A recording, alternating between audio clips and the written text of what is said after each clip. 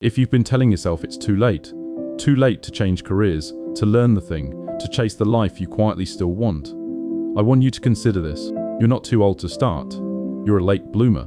The clock you keep checking was never measuring what you think it was, and the season you're in might be exactly the one you've been waiting for. Somewhere along the way, we got handed a timetable for a life. By 20, you should know who you are. By 30, you should have arrived. By 40, the shape of things is fixed. And after that, you're just maintaining what you built. So you look at the calendar, you do the maths, and you decide the door has closed. You bury the thing you wanted to start under a single, heavy word: too late. But that timetable was never real. Nobody can tell me where it was written down, and yet half of us live our whole lives obeying it.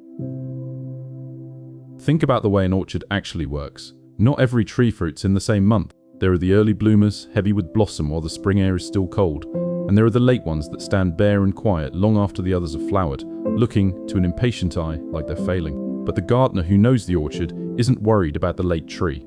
She knows it isn't broken or behind. It's simply a different variety, on a different clock, and when it finally fruits, deep in the season, when the early trees are long spent, it often bears the sweetest and most abundant crop of all. The late tree was never running behind.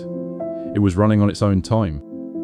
That's closer to the truth of your life than the timetable ever was. The world is full of early bloomers, and we make a great fuss of them. The prodigy, the wonderkind, the one who arrived young. But the orchard of a human life has just as many late varieties, and a late bloom is not a failed early one. It's a whole different kind of flowering, often richer, often deeper, because it grew on years of root the early trees never had.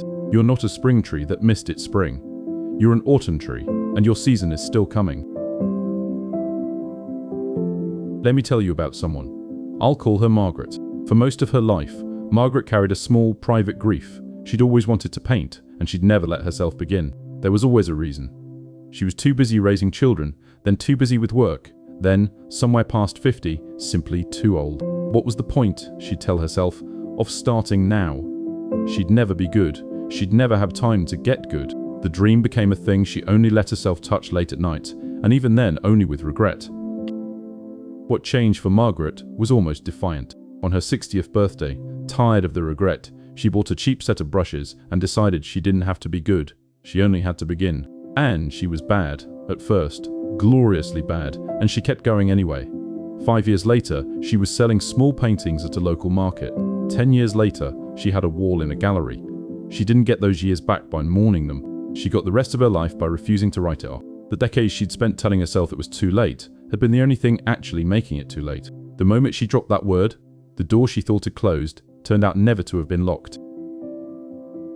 There's real science under this, and it overturns a myth most of us were raised on. For a long time, people believed the adult brain was fixed, that once you were grown, the wiring was set and learning slowed to a crawl. But research into neuroplasticity has shown the opposite. The brain remains capable of forming new connections, rewiring, and learning genuinely new skills across the entire lifespan, well into old age. It doesn't shut the workshop at 30. The capacity to grow, to master, to become someone new is not the property of the young. It is the property of anyone still willing to practice. Your brain didn't get the memo about the deadline. There was never a deadline.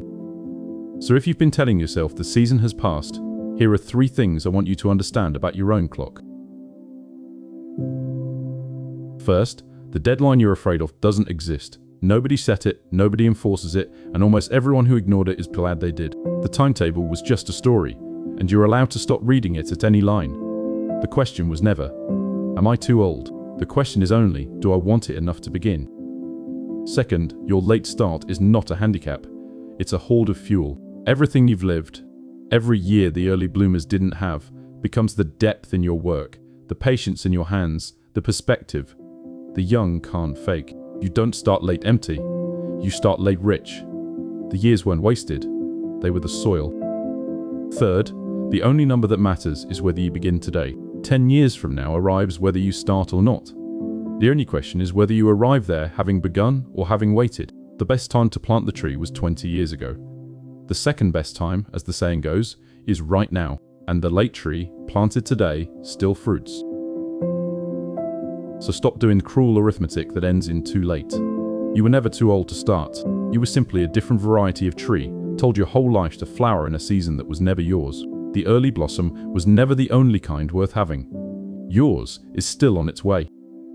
The writer George Eliot, who published her greatest novel in her late 50s, once said that it is never too late to be what you might have been. She wasn't being sentimental. She was describing her own life.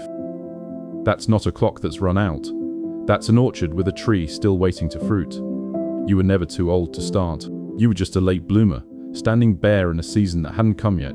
So stop counting the years behind you and go plant the thing you still want to grow.